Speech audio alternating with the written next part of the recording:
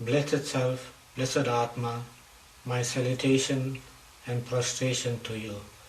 I greet you as Atma because you are not the body, mind, intellect. You are that which transcends all of this. You are God, you are God. Only our spiritual ignorance prevents us from realizing this. In this short presentation, I want to enlighten you about the power of a pure mind. A pure mind is Brahman, meaning absolute God, that which transcends caste, color, creed, religion, ethnicity, etc., etc., etc. And how do we purify the mind? What's the technique of purifying the mind? The human mind, like any mind, has got so much of potential. It can perform the most miraculous deed.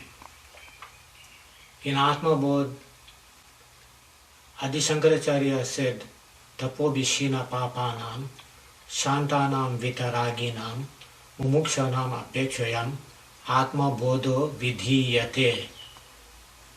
So Atma Bodh is talking about you, yourself, about the Atma.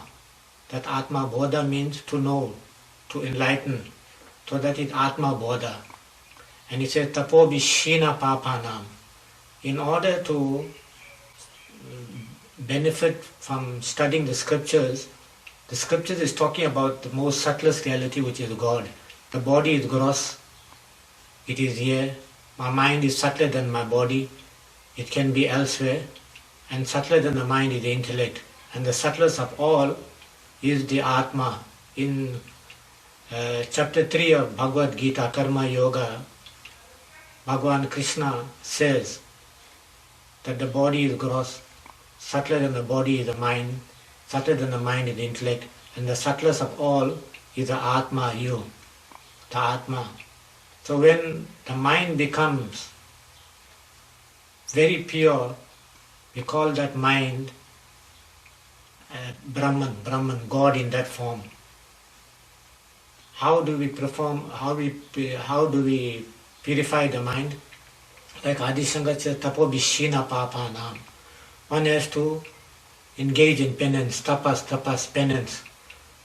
Whether it's meditation, japa, singing, doing seva, whatever the service, whatever the penance that you engage in, know that you are serving yourself and you are serving everybody else in whatever form. You are serving nothing but yourself through everybody. So whatever you choose, you should be comfortable with that. So the easiest in this age is to chant the name of God. Kaliyu Keval Nama Adhara. Keval, only the name of God is sufficient. It's the base, Adhar. The name of God is Adhar, base. And taking the name of God is not expensive. It doesn't require anything. To do rituals and to do all the other things, it requires a lot of effort and money and time and patience. But God's name can be taken any way and every way, unconditionally. So that's the easiest. And meditation. So one engages in tapas like that, meditation, chanting the name of God. The other forms of tapas also, going on pilgrimage, serving the poor, the needy, feeding, clothing the poor, the needy, whatever, etc. All of these are various forms of penance. But the easiest form of penance is chanting the name of God. Chanting the name of God and singing the name of God. So as you go on chanting, the mind becomes pure. Tapo Bishina Papanam, Shantanam Vitaraginam. Shantanam Vitaraginam. Shantanam means the mind will become peaceful, calm. Vitaragi, and Vitaragi means it'll develop distaste, dispassion. It'll withdraw. As you go on doing sadhana, the mind slowly will withdraw from the world and it will center around the divine, on God. Vitaragi, Mumukshanam Apekshayam. And who will achieve this? One is Mumukshutva. One who's got burning desire can achieve the state of a very pure mind. Such a man muksham apeksham atma bodha, and this knowledge of the Atma is for that person who's got a pure mind. So tapo bishina papanam shantanam vitaraginam mumukshanam apekshayam atma bodho vidhiyate. And that is why we need to do some form of penance. When Brahmaji created this universe, he had to perform penance, and then this knowledge from Mother dawned, and he created, Brahmaji the creator created this universe. Call God whatever you want to call the creator in whatever name, it is still God. So when the mind becomes pure, such a pure mind is Brahman, and such a mind can perform many wonders that cannot be explained rationally, scientifically, etc. On Friday, 15th of May 2020, I had a bath, 4 o'clock. I went to my prayer altar, which is part of my kitchen. I lit the lamp and I prayed to the Mother. I put my hands together and I prayed to the Mother. I said, Mother, you are very powerful. You can perform anything. You can do anything. That's all I said. After I had my supper and I was lying in bed, 8:30, I got into bed, I was lying in bed. And then suddenly I heard as if water was flowing. I went into the bathroom and I saw that the taps were closed, there was no water flowing. I went into the kitchen, I saw the sink taps were closed, water is not flowing. When I went into the back of my kitchen, the second part of my kitchen where my prayer altar is, I see the kettle which was next to the prayer altar came on and the water started boiling.